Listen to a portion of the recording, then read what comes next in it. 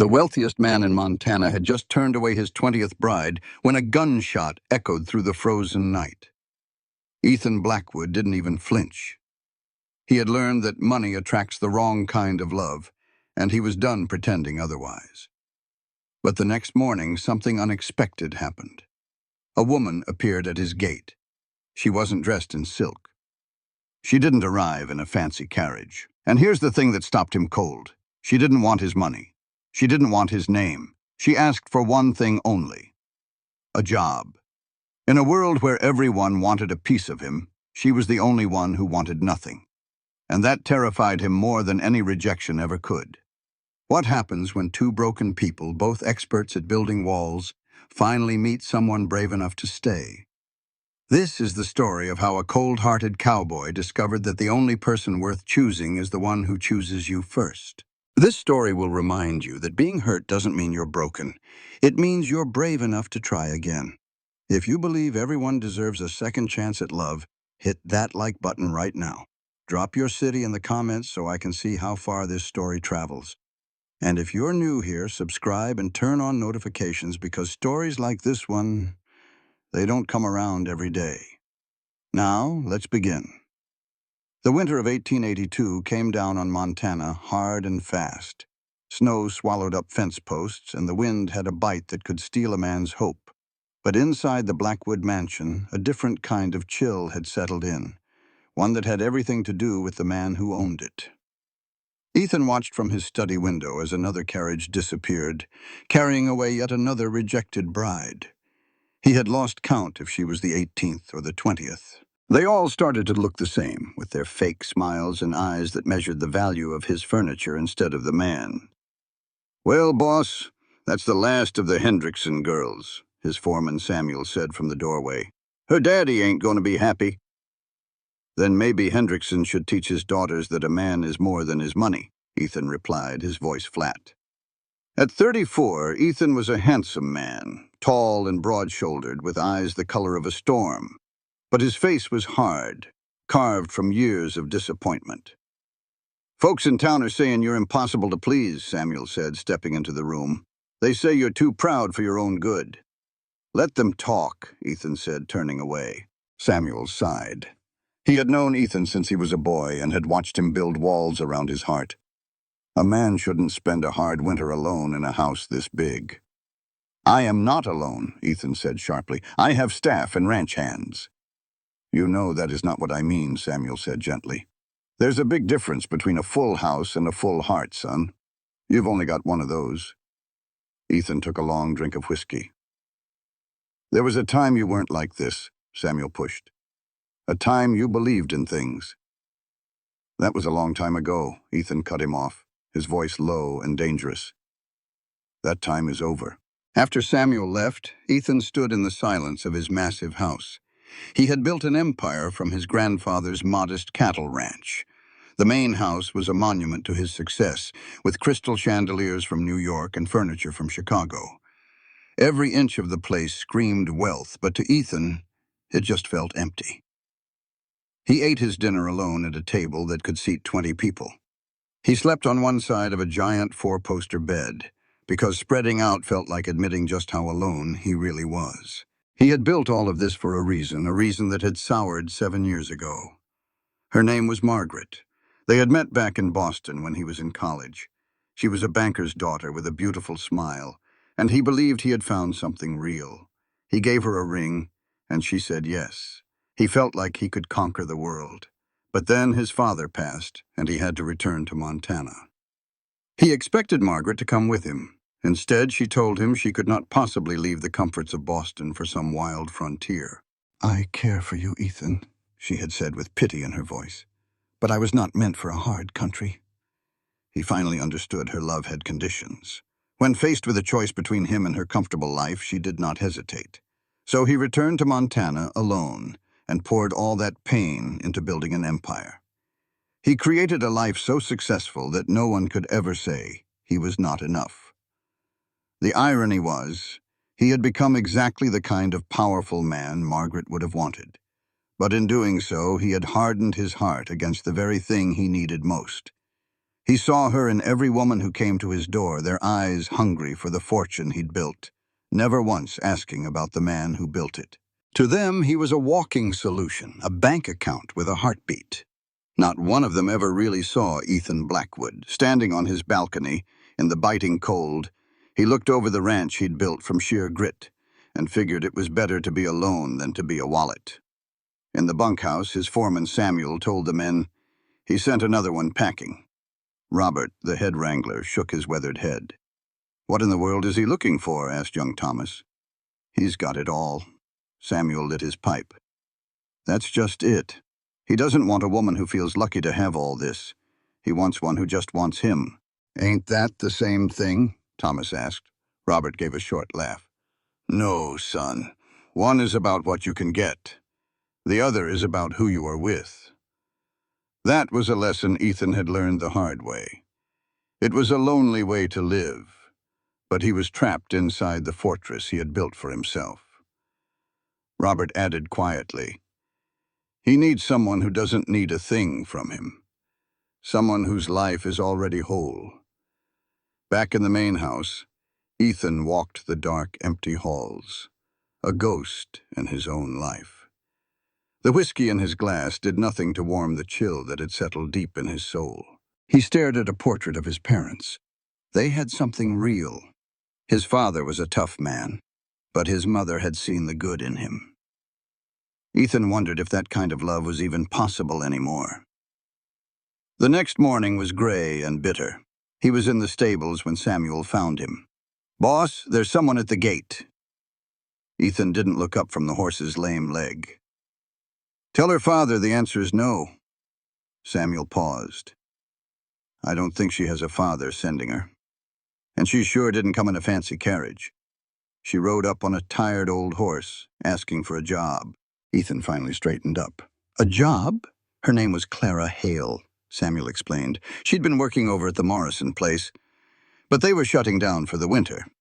"She's looking for work, not a wedding," Samuel said, his tone telling Ethan this was something different. In all the months of women showing up at his gate, not one had ever asked for employment. Curiosity got the better of him. "I'll see her in the kitchen," Ethan said. "Give me 10 minutes." For the first time in a long time, he was not sure what to expect. When Ethan entered the kitchen, Samuel led Clara in. She was nothing like the others. There were no fine clothes or practiced smiles. This woman was dressed in simple wool, her hair in a braid, and her face was clean of any powders. But what struck him was the way she stood, perfectly still, and looking him straight in the eye. There was a strength in her that was plain to see. "Mr. Blackwood," she said, her voice steady, "thank you for your time. I know this is bold of me." Ethan cut to the chase. "Samuel says you're looking for work. What kind?" "Whatever kind you need done," Clara replied simply. "I can cook, clean, keep the books, and handle livestock. I am strong, and I am not afraid of hard work." Ethan studied her calloused hands. "Where are you from?" "Pennsylvania," she said. "I came here with my husband 3 years ago. He passed on last spring." Ethan offered a polite, "I am sorry for your loss." Clara's gaze never wavered. "Thank you." But it was not a happy marriage. His death was just a fact, not a tragedy. The raw honesty of it stunned Ethan into silence. This woman was unlike anyone he had ever met. "Why my ranch?" Ethan asked, cutting to the chase. A small, sad smile touched Clara's lips. "Because word is, Mr. Blackwood, you are not looking for a wife. I figured a man like that might just need a good worker." The logic was so plain it almost made him chuckle. "You do not want to marry?" he asked. "Been married," she said, her voice flat. "Once was plenty. Winter was coming on fast, and she needed a job." He saw no games in her eyes, just a woman looking for honest work. It should have been an easy yes, but it made him wary. "Nobody is that simple, Miss Hale. Everyone wants something." "It is Mrs. Hale," she corrected quietly, "and you are right. I want a roof over my head and not to freeze before spring. I am here to earn it, not ask for handouts." From the corner, Martha the cook cleared her throat. "Boss, I could sure use the help." Ethan shot her a warning look, but Martha just kept chopping vegetables. He turned back to Clara. This is just a job, you understand? Nothing more. She met his gaze without flinching. You do not want a wife. I do not want a husband. Sounds like we have an understanding. Her simple logic made him nod. All right, a 2-week trial.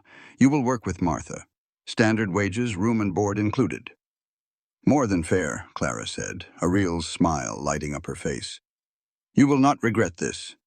We will see, he grumbled. But as he watched her roll up her sleeves and get right to work, he felt a small crack in the wall he had built around his life. He told himself it was nothing. But for the first time in 7 years, he felt something that felt a little like hope. For 3 days, Clara worked without a wasted motion.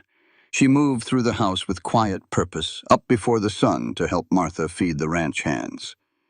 Ethan found himself watching her. She did not just clean things, she made them right. She did not just mend clothes. Her stitches were perfect, a sign of someone used to making things last. On the 3rd night, Martha found him in his study. She is good, boss, the old cook said plainly. Better than good. She has a good head on her shoulders. Fixed up gear for the boys without even being asked, Martha continued. You made a good choice, even if it was for stubborn reasons. Ethan grunted. Do not know what you mean. Sure you do not, Martha scoffed. You hired her because she is the only one who did not come here looking for a ring. After she left, Ethan sat in the dark. For the first time, he noticed the low murmur of voices from the kitchen. It was the sound of a home, not just a house. The quiet was finally broken. It had to be near freezing when a young hand named Billy, barely 19, came tearing up on his horse. Boss, we got trouble at the house, he hollered. A new mare kicked clean through her stall and cut herself something awful. Ethan was already in the saddle. Back at the barn, it was a mess. The mare was wild with pain, blood everywhere. But there was Clara, right in the stall with her, speaking low and steady. Easy now, girl, she murmured, her hand on the 1,000-pound animal's neck, holding a cloth to the bleeding. She stood her ground, showing no fear, a small woman against a mountain of panicked horseflesh. Doc Hendricks is hours away, someone said. The mare wouldn't last that long. She'd either bleed out or die from the fright. Ethan looked at Clara holding that horse calm with just her voice and a steady hand. He made up his mind right then. Can you keep her quiet while I work? Her eyes met his, clear and ready. Yes. He turned to the others. Get me hot water, clean cloths, and the heavy needle and thread we use for the saddles, and bring some whiskey. For the next hour, Ethan stitched the deep cuts while Clara's voice was a constant soothing murmur. She wasn't just talking to the horse. He could hear a deep understanding of pain and fear in her words, as if she knew what it felt like to face trouble all alone. When he finished, soaked in sweat, the mare was standing quiet. Walking back to the house through the falling snow, he asked her, Where'd you learn to do that? She said her father had farm horses. They're like people, she explained. They just want to know they're not in it alone. At the back door, Clara stopped him. Mr. Blackwood, can I ask you something? She looked him square in the eye. You didn't hire me because I wanted nothing from you. You hired me to prove you could keep someone close without risking a thing. I know because I'm doing the same. His chest tightened. You see, we are 2 people who learned that wanting things is dangerous. So we just decided not to want anything at all. Before he could argue, she opened the door. But for what it is worth, you were kind to that horse. Whatever walls you built, they don't go all the way to the ground. She went inside, leaving him alone in the cold. Later that night, sleep wouldn't come. He found himself in the big cold library he never used. He heard footsteps and turned to see Clara, wrapped in a simple gown. I could not sleep either, she said softly. I was hoping for a book. She ran her fingers along the spines. I have not been in a room like this since Pennsylvania. He asked if she missed it. She paused. I miss who I was there, she said. The girl who believed hard work and good intentions were enough to see you through. To meet his gaze, the firelight flickered in her eyes, turning them from blue to a stormy gray. I married a man I didn't love because my father's farm was failing. Jacob Hale had a homestead and money. My father had debts. It was a practical deal. She said that word, practical, like it was poison on her tongue. And was it? Ethan asked, the question slipping out. Oh, it was practical, all right. Jacob got a hard-working wife. My father saved his farm, and I learned just how much of your soul you can lose when you are nothing more than a transaction. His heart ached for her. He hurt you. Not with his hands, she said quickly. There are quieter ways to break a person. Jacob was not cruel, he was just absent. I cooked his food and mended his clothes, and I may as well have been a ghost. He died in his sleep one night. His heart just gave out. When I found him, I felt nothing. Not sadness, not even relief. Just a deep, cold nothing. And that nothing scared me more than anything. It felt like those 3 years had hollowed me out completely. But they did not, Ethan said, his voice low. I saw you with that mayor today. You felt plenty then. Clara truly looked at him, and a silent understanding passed between them. Animals are easier than people, she said softly. They do not pretend. They do not dress up a transaction and call it love. Her words hit him hard. 7 years ago, I was supposed to marry a woman back in Boston, he found himself saying. Her name was Margaret. I thought she loved me for me. Turns out she loved the life she figured I would give her. When I had to come back to run this ranch, she explained that she simply could not live this kind of life. And that is why you run off every woman who comes near this place, Clara stated. It was not a question. You are waiting for someone who does not want what you have built. I am not waiting for anything, Ethan said, but the words tasted like a lie. She stepped closer. I think you are. I think you are waiting for a woman to want you and only you, not what comes with you. But that is just another kind of transaction, is it not, Mr. Blackwood? You are asking a woman to prove her love by giving up comfort. You are just asking for a different kind of payment. The truth of it struck him silent. You have made this a test, she went on, her voice soft but firm. If a woman wants your money, she fails. If she does not, maybe she is worthy. But you have forgotten that people can want two things at once. They can love you and also appreciate the security you offer. One does not make the other a lie. I married Jacob for practical reasons, and it was a terrible mistake. Not because the reasons were wrong, but because there was nothing else. No affection, no respect. If I had cared for him and he for me, then the practical side would have just been a blessing. It would have been smart. A belief Ethan had held for years began to crack. Then why are you not looking for that now? He asked. Clara gave him a sad, knowing smile. Because I am just as scared as you are, Mr. Blackwood. It is easier to say you want to be alone. It is easier than risking it all and being wrong a second time. We are not so different, you and I. We are both just hiding. The honesty of it was like a fresh spring after a long drought. They stood there, two strangers who had built entire lives around needing no one. For the first time in years, Ethan felt truly seen. I do not know how to be any other way, he admitted, the words pulled from a deep, guarded place. I do not know how to want something without expecting it to be taken. Neither do I, Clara said simply. So maybe we just exist. No expectations, no tests, just two people who understand. The idea should have felt like giving up. Instead, it felt like peace. I can do that, Ethan said. Good. Clara turned to leave, then paused. Thank you for not treating me like I'm made of glass. Jacob used to do that. It was just another way of not seeing me. I will not make that mistake, Ethan promised. And he knew he would keep his word. As dawn broke, a quiet understanding had settled between them, a fragile thing that felt both risky and right. But the world outside had other plans. A blizzard hit with a vengeance, dumping 2 feet of snow and freezing the very air. On the ranch, it was all hands on deck. While the men fought to save the livestock, Clara found herself battling frozen pipes inside the main house. Ethan was a whirlwind of motion, everywhere at once, pushing himself to the breaking point. He was grateful for the punishing work. It was a simple way to silence the complicated feelings from the night before. Late that day, he stumbled back into the kitchen, bone-tired and numb with cold. The warmth and the smell of beef stew hit him like a wall. "Sit down before you fall down," Martha ordered. Clara, without a word, set a bowl of stew and a hot cup of coffee in front of him.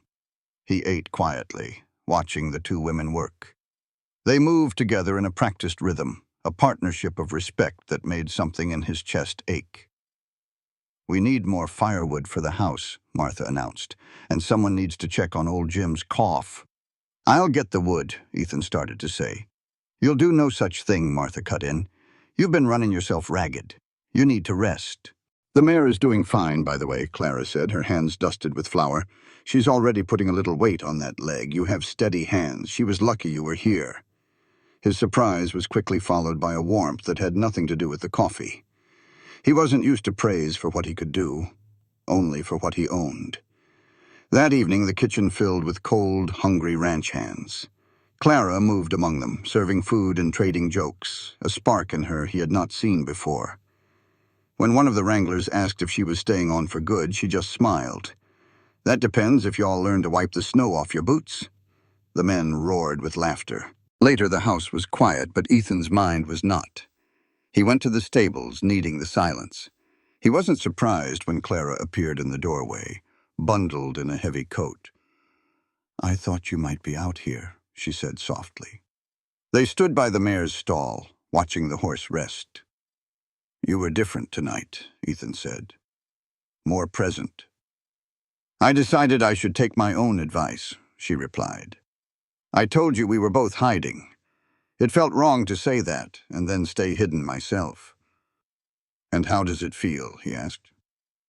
"Terrifying," she admitted. "But good. Like I'm remembering how to be a person again." "I know what you mean," Ethan said. "I've been playing the part of the successful rancher for 7 years. Sometimes I forget who I was before." "You were a man who came back to save his family's ranch," Clara said gently. "A man who works alongside his men. That person is still in there. You just buried him." "Ethan," he said suddenly, "if we're going to keep tearing down each other's walls, you should call me Ethan." A real smile lit up her face. "All right, Ethan. And I'm Clara. Just Clara." They talked for a long time. Just two people learning that honesty wasn't as dangerous as they had been taught. The storm raged for 3 days. In that time, the distance between Ethan and Clara quietly melted away. They fell into a comfortable routine. They shared silent mornings with coffee before sunrise and quiet evenings in the library. They took late-night walks to the stables to check on animals that didn't need checking. The ranch hands saw it all. "I'm just saying, it's different," one of them said in the bunkhouse one night. "He smiles now, not a lot, but it's there. He doesn't look like he's waiting for the other shoe to drop anymore." "Because he finally has someone in the house who is not trying to put a ring on his finger," Samuel said, but even he sounded unsure. "Or maybe a young ranch hand named Thomas," added. "She is just the first one to understand you cannot take a fortress by storm.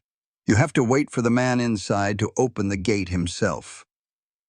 Inside that fortress, Ethan was finding that having a woman around who expected nothing made him want to offer everything. She never asked about his day, so he started telling her about it over supper. She never pried about his past, so he started sharing pieces of it. Her lack of demands made him want to give. One Tuesday evening, after a storm had passed, he came back frozen from riding the fence lines. He found Clara in the library, curled up by the fire, reading that same book. "You're still on that one?" he asked. "I am savoring it," she said. "Good books should not be rushed. Besides, I know how it ends, and I'm not ready for it to be over." Ethan went to pour a whiskey, but stopped. "Would you like something? Tea, maybe?" "I do not care for spirits," she said. "Was it your husband?" The question was too personal, but he could not help it. Clara just closed her book. "No. Jacob drank enough for the both of us. I just never liked the taste. too much bitter and not enough warmth. "I will get you some tea," Ethan said, setting his own glass aside. "You do not have to." "I know. I want to." He came back with 2 cups, and her eyebrows raised a bit when he sat down with one himself, but she said nothing. They sat in a comfortable silence, the fire crackling between them. "Tell me about Boston," Clara said after a while. "What was it like?" Ethan leaned back, the warmth of the cup seeping into his hands. "Loud," he said, "and crowded. Everyone was in a hurry. I was there for 2 years, studying new ways of farming. We were just boys who thought we knew everything about how the world worked. And Margaret? Where did she fit into all of that?" He told her about Margaret, a woman he knew back in Boston. She was a professor's daughter who dreamed of seeing Paris and Rome. "She was smart and funny," he said, "and made me feel like I could be more than just a rancher." They had made all sorts of plans. "What happened?" Clara asked. His voice went quiet. "Reality happened. My father passed and I had to come home. The ranch was falling apart. I begged her to come with me, promised I would build her the finest house in Montana. But she listened, and then she told me no. She explained that living 3 days from a bookstore with town dances for society was a life she just could not lead. Clara set her tea down, her face thoughtful. "She wasn't wrong, you know. She was just honest about her limits, Ethan." The words caught him off guard. "You are defending her?" "I am saying that being honest is not a flaw. Marrying you and making you both miserable would have been cruel." It sure did not feel like mercy. "I imagine not. But you came back and built this ranch into the best in the territory, just like you said you would." He looked at her and saw understanding, not pity. "You always do that," he thought. "You take the stories I tell myself and show me a different way to see them." "Well, I spent 3 years telling myself I was a victim of my husband Jacob's coldness," she said. "It took me a long time to see I was just as absent as he was." "What do you mean?" "He treated our marriage like a business deal, but I let him," she said, her voice soft. "I never once fought for more. I was a coward, Ethan. I chose the slow ache of nothing over the sharp pain of rejection. Then he died, and I realized I had wasted 3 years married to a ghost." The truth of it struck Ethan hard. "Is that why you came here? Took this job?" "Partly," she admitted. "After Jacob passed, I had offers. One man told me he needed someone to raise his children and keep his house, as if I was applying for a job." "And what did you say?" Clara smiled, a sharp, satisfied thing. "I told him I would rather starve." Then she went to work, saved every penny, and swore she would never again be treated like a convenience. When her employers left Montana, she had just enough money to get by for a little while. Going back home meant letting my father sell me off to the highest bidder. It meant accepting I was just a pawn in someone else's game. Claire's voice was like steel. "I could not do it, Ethan. I could not be that person again. So I chose a hard road over a shameful one." Her words hit him like a physical blow. He saw a strength in her that mirrored his own. Her quiet was not weakness. It was a choice. A comfortable silence filled the space between them. "I do not know how to do this," Ethan finally said, his voice rough. "I do not know how to be around someone who sees my walls but does not try to use them against me." "I am not waiting for anything, Ethan," she said, looking out at the snow-covered land. "I do not want promises or commitments. I just want to do work that matters, with someone who understands being afraid. If that is all this is, it is more than I had. But what if it becomes more?" The question slipped out, raw and honest. She turned to him, her expression unreadable in the dim light. "Then we will face it when it happens. We cannot live in fear of what might go wrong, Ethan. Margaret hurt you. Jacob hurt me.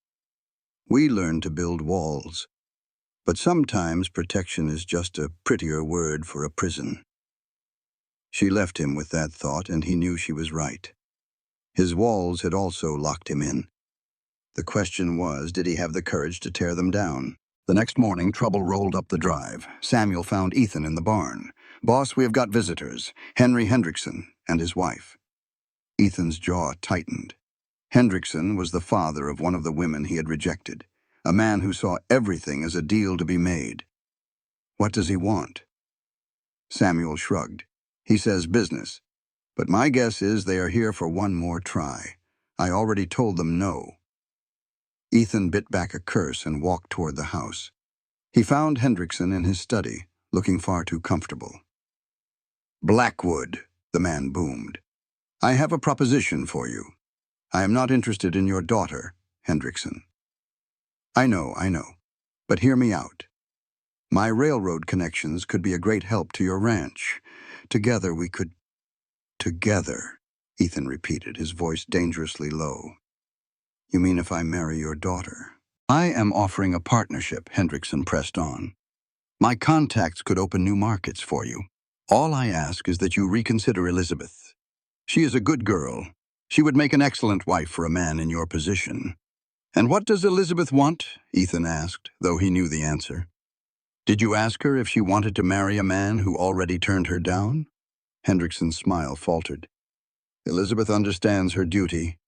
"Stop!" Ethan's voice cut through the air. "Get out of my house. Now! You are offering me a business deal, not a marriage. You are trying to trade your daughter like she is a head of cattle." "The answer is no. My ranch succeeds on its own merits, not because I sold myself for your connections." Hendrickson's face turned red. "You are making a mistake, Blackwood. A man cannot build an empire alone." "I need you to leave now," Ethan said, his voice cold and final. He turned and walked out. In the kitchen, he found Martha and Mrs. Hendrickson having tea with Clara standing quietly nearby. "Mrs. Hendrickson," Ethan said, his tone sharp, "you and your husband need to leave. We will not be discussing marriage." The woman huffed, clearly insulted. "My Elizabeth is a lovely girl. I am sure she is. I hope she finds a man who marries her for herself, not for her father's business. That man is not me." After they were gone, Martha chuckled. "That fellow told me his daughter's pot roast was famous in 3 counties. I told him mine is famous in 5, and I am not looking for a husband." Ethan almost smiled. Then he met Clara's gaze. "Are you all right?" she asked softly. "I am fine." Ethan was tired of men who believed every single thing had a price tag. "Not everything is for sale," Clara said. Her tone made him really look at her. That night, Ethan stood in his library, the burn of whiskey doing little to quiet the anger inside him. Clara found him there. "You are brooding," she said. "I am thinking the same about you." She sat down. "Hendrickson offered me his daughter like she was a head of cattle, part of a business deal. And she probably just sat there and agreed to it." "Maybe," Clara said softly. "Or maybe she feels like I did. Maybe she thinks she does not deserve any better, so she will take what is offered. We all settle for something, Ethan. The question is if we settle out of fear or out of wisdom." "How can a person tell the difference?" Ethan asked. Clara thought for a moment. "I think wisdom brings you a feeling of peace. Fear just makes you feel safe. They can look the same from the outside, but inside they are worlds apart." "So, which one am I?" he wondered aloud. "Am I wise for turning them all away? Or am I just scared?" "Only you can answer that," she replied. Ethan finished his whiskey. "I do not think I know the difference anymore. I have been safe for so long. I have forgotten what peace feels like." Clara moved and sat on the arm of his chair, closing the space between them. "Then maybe it is time to remember," she said softly. "Maybe it is time to stop being so safe. I am not saying you should accept a deal you do not want. I am saying maybe you should let someone get close enough to see if peace is even possible." "And what if it all goes wrong again?" he asked. "Then at least you will know you tried for something real instead of just hiding from something painful." She stood and left him there before he could say another word. He did not sleep that night. He just stared at the ceiling, feeling the high walls he had built around himself start to shake. The scariest part was that he found himself hoping to see what might grow in the rubble. The next morning, before the sun was even up, Ethan was at the kitchen table with his coffee. Samuel burst through the back door, his face full of urgency. "Boss, we have a real situation. The north fence is down. The snow took it out. The cattle are drifting, and if we do not round them up now, we will lose them." Ethan was on his feet in an instant. "How many men do we have?" "Most of them, but it is a lot of ground to cover." "Get everyone ready to ride. I will be out in 10 minutes. He turned to Martha. "Pack enough food and coffee for 12 men. "I will help," Clara said from the pantry. "You do not have to," Ethan said. "I want to. You need all the help you can get." "Absolutely not," Ethan told her. "It is too dangerous out there." "I grew up on a farm," she said plainly. "I can ride, and I am not afraid of the cold. You need me." Martha grunted. "The girl has a point, boss." He knew she was right. "Fine," he said. "But you stay close." Her smile was small but victorious. "Understood." 30 minutes later, they rode out into a world of white snow and brutal biting cold. Clara rode beside Ethan, her face wrapped in a scarf, her eyes sharp. They found the fence just where Samuel said it would be, broken and buried in snowdrifts. Tracks from the scattered cattle led off in every direction. Ethan split the men into groups to cover the range. Clara rode with him and Samuel. They rode for hours in the endless freezing landscape. The work was hard and unforgiving. The cattle were scattered and stubborn in the deep snow. But Clara kept up the whole time. She never complained once. She handled her horse like a true ranch hand. Ethan found himself watching her, struck by her grit and skill. "She's good," Samuel said quietly while they rested the horses. "Real good. Not many women could do this." "She can handle herself," Ethan said, hearing the edge in his own voice. Samuel just gave him a look that said more than words ever could. They spent the entire day pushing the scattered herd back toward the ranch. Just when they thought the worst was over, Clara's horse hit a patch of ice and went down hard. She tumbled right over its neck. Ethan's heart flat out stopped. He was off his own horse in a flash, running to her side. By the time he got there, she was already sitting up, gasping for air. "Are you hurt?" he asked, his hands checking her for broken bones, pure panic in his eyes. "I am fine," she said, her voice shaking. "Just got the wind knocked out of me." He barely looked at her horse. "To heck with the horse, you could have broken your neck." But he could not make himself let her go. The fear from watching her fall was still pumping through his veins. "Ethan," she said gently, putting her hands over his. "I am all right." "I do not want to," he admitted, and the raw truth of it shocked them both. In that moment, something between them changed for good.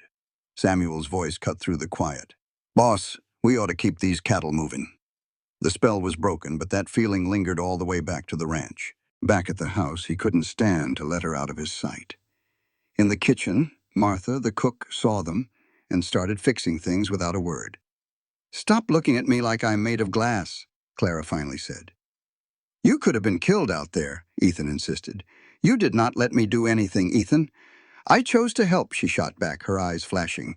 "You are so scared of getting hurt that you have forgotten how to live." And with that, she walked out, leaving him standing there, completely stunned. Martha just smiled into her stew pot. "That little lady's got you all figured out, boss." Ethan went to his study, but the image of Clara falling just kept playing in his mind.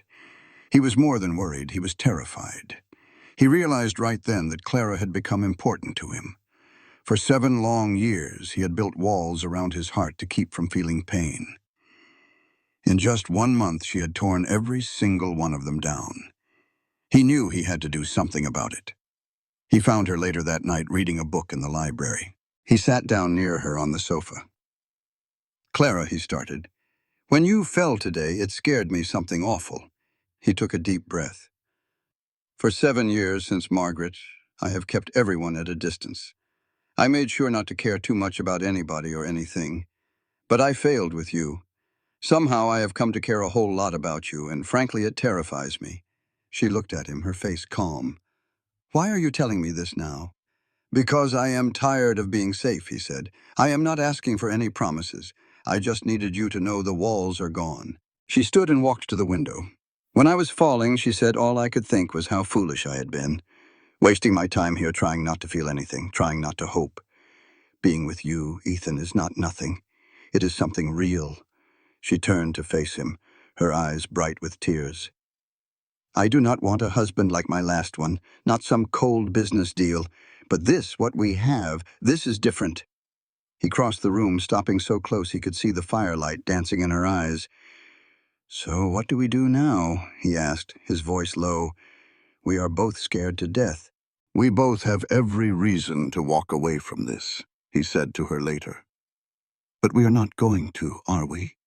Clara's voice was a whisper. No, I do not think we are.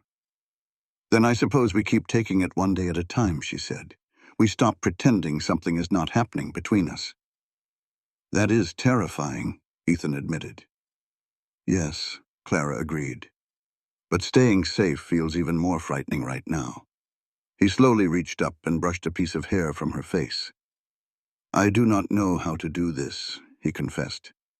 I do not know how to care for someone without expecting them to leave.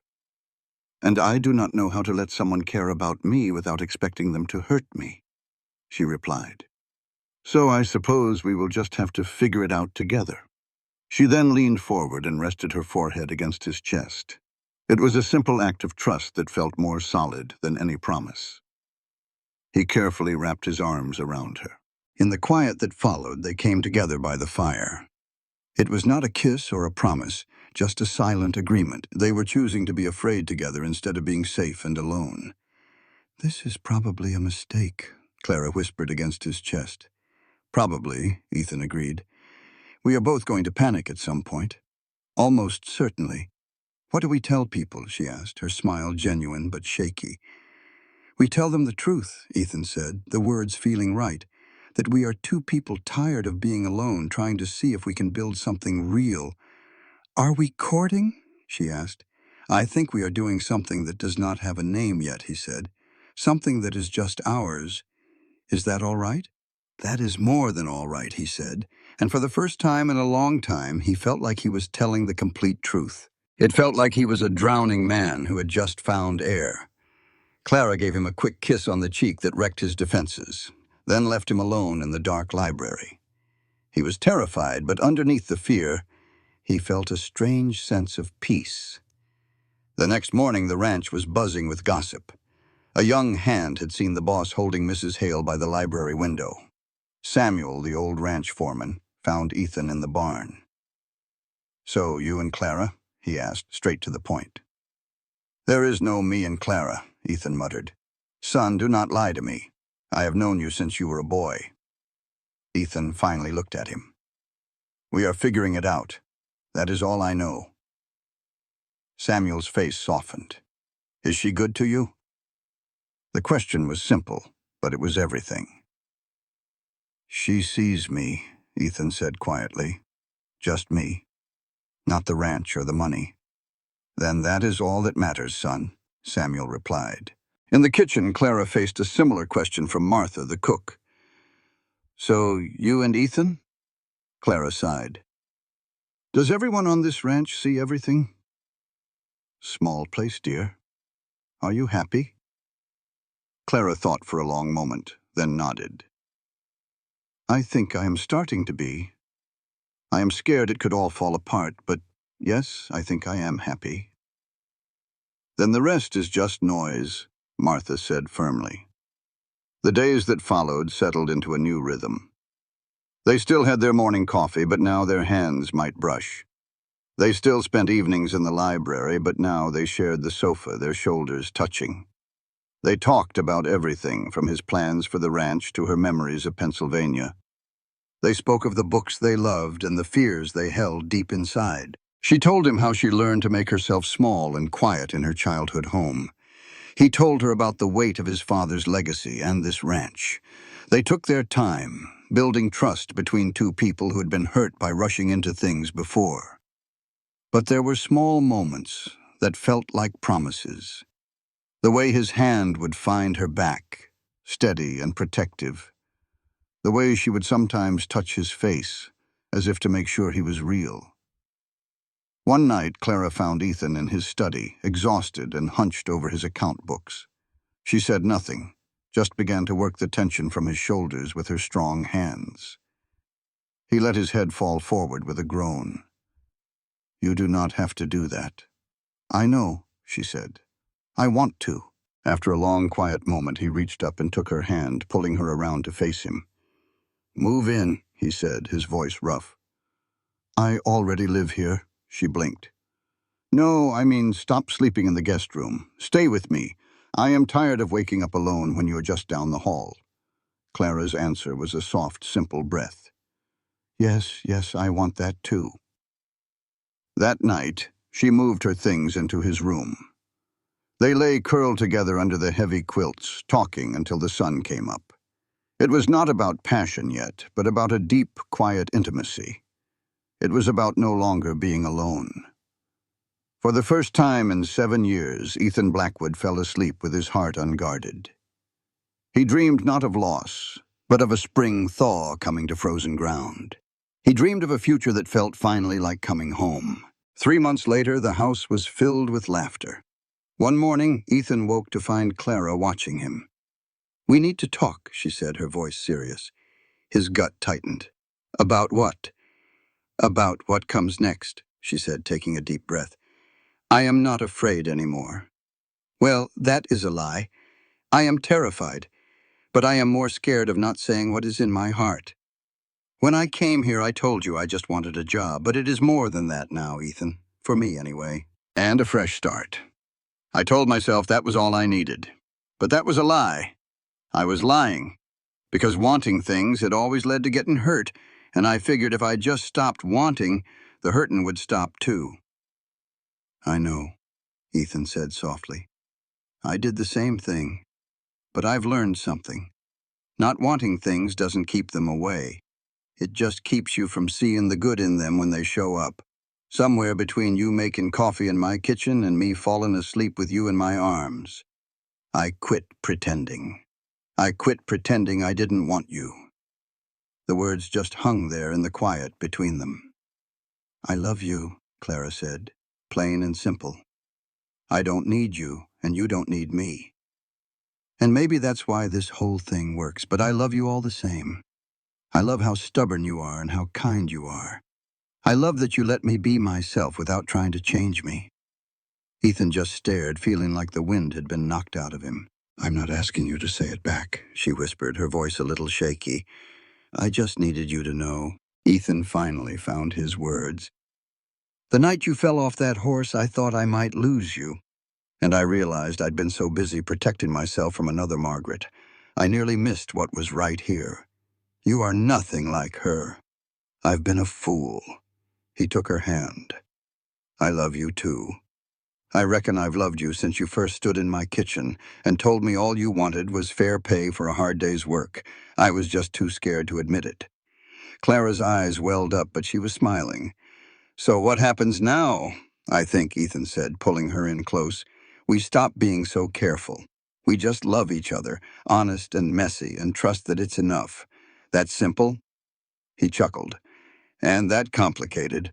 Then he kissed her like a man who'd finally come home. They talked as the sun came up, making promises they were finally brave enough to keep. For the first time, Ethan talked about a future with someone else in it. But life out here is never simple. The test came a week later. A fella showed up with a letter for Ethan. The handwriting on it turned his blood to ice. Margaret. Clara found him in his study, just staring at the envelope. "What is it?" she asked. "A letter from Margaret." He couldn't bring himself to open it. Clara took it from his hands. "You want to read this alone?" "No," Ethan said right away. "I don't want to do anything alone anymore. Stay with me." "Always," she said. Her standing there gave him the courage to open it. The letter was from a lifetime ago. "Dearest Ethan," it began.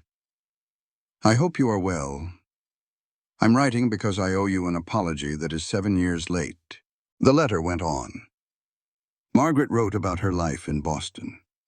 She had everything she thought she wanted: a fine house, a respectable husband, all the right friends. And she was miserable. She said she finally understood that comfort wasn't the same as happiness. She admitted she had traded the chance for real love for a life of convenience, and it was the worst bargain she had ever made. "I am not writing to ask for you back," she wrote. "I am writing to say you were right. You deserved someone who would choose you over an easy life, and I hope with all my heart that you have found her now. I will always regret losing you. Be happy, Ethan. With sincere regret, Margaret." Ethan read it through twice. He expected to feel angry or maybe satisfied. Instead, he just felt a quiet sadness for the woman he once knew. "What are you feeling?" Clara asked. He turned to her. "I feel sorry for her," he said, "and honest to God, I feel grateful. If she had not left, I never would have built this ranch. I never would have become the man I needed to be for you. Everything that hurt me then was just getting me ready for what matters now. Her choice was based on fear, and she regrets it. My choices were based on pain, and they led me right here to you." He pulled Clara close. "You chose me because we were honest with each other. That is worth more than anything Margaret and I ever thought was important. So what will you do with it?" Clara asked, nodding toward the letter. "I think I will burn it," Ethan said. "That part of my life is over. We both deserve to move on." He tossed the letter into the fireplace. Together, they watched 7 years of old hurt turn into ash. "I have to ask you something," Ethan said when it was gone. "And I'm not asking because of her letter. I am asking because it is what I want more than anything." Clara looked at him, her eyes wide. "Marry me," he said. "Not because it makes sense or because it is what people do. Marry me because what we have built is real and it is honest. Marry me because I love you, and I want to spend the rest of my days proving it. I know you said you were done with marriage, and I said the same. But that was before us. I am not asking you to be a wife like you were before. I am asking you to be my wife. To be who you are right now, but to do it as my wife." Tears were streaming down Clara's face, but she was grinning right through them. "Hold on there, cowboy. You're supposed to give a lady a chance to answer." "Well then, answer," Ethan said, a hope in his voice she hadn't heard in 7 long years. "Yes," Clara said, plain and simple. "Yes, I will marry you. Yes, to build in something real, flaws and all." They sealed it with a kiss that was the end of being lonely and the start of being home. The news shot through that ranch faster than a tumbleweed in a dust storm. Martha just cried and hugged them both, swearing she knew it all along. Samuel shook Ethan's hand with a quiet pride, then pulled him in close. "About damn time, son," he whispered. That night, Robert the Wrangler raised his glass in the bunkhouse. "Here's to the boss who turned away every woman chasing his money, and here's to the woman who showed up looking for work and found his heart instead." 6 weeks later, on a bright May morning, they were married. The world was green and full of promise. In the ranch house parlor, with the windows open to the Texas air, they made vows that were different from any they had made before.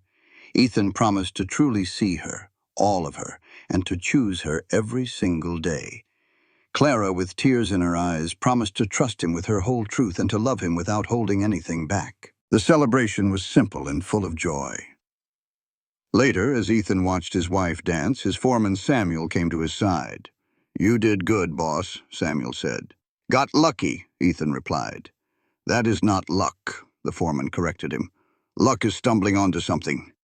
You built this. You all earned this." Ethan watched Clara, her face glowing in the lamplight, and knew the man was right. This life was something they had chosen, day after day.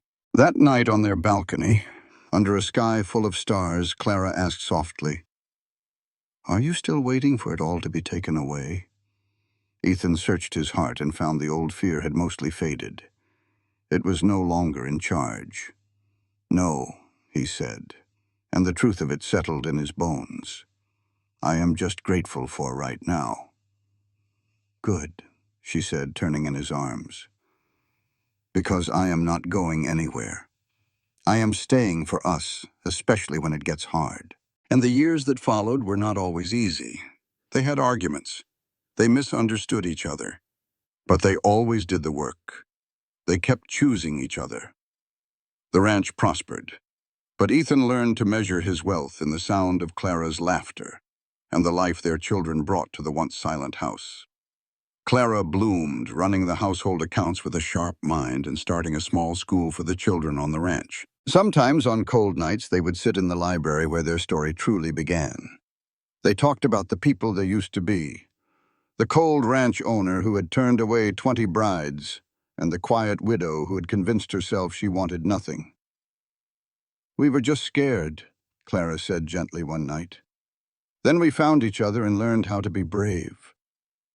Ethan realized she had taught him that real love was not about loving a man despite his ranch, but loving the man and the life they built together. "We almost missed this," Clara said, her eyes certain in the firelight. "We almost let fear win. If either of us had been a little less brave at just the right moment, we would have missed everything that mattered." But they did not miss it. They were brave enough, and they kept on being brave. Outside, the snow fell, blanketing the Texas land. But inside the Blackwood house, a lasting warmth had settled. It was a home built not on walls or defenses, but on the courage of two people who chose each other, day in and day out. And that, in the end, was worth more than all the gold in the world. This content was carefully researched, developed, and manually edited by our team to deliver meaningful stories with valuable life lessons. Every narrative is crafted to entertain, inspire, and empower our audience. We believe that great stories can change lives, and we are committed to bringing you content that matters. Thank you for being part of our community.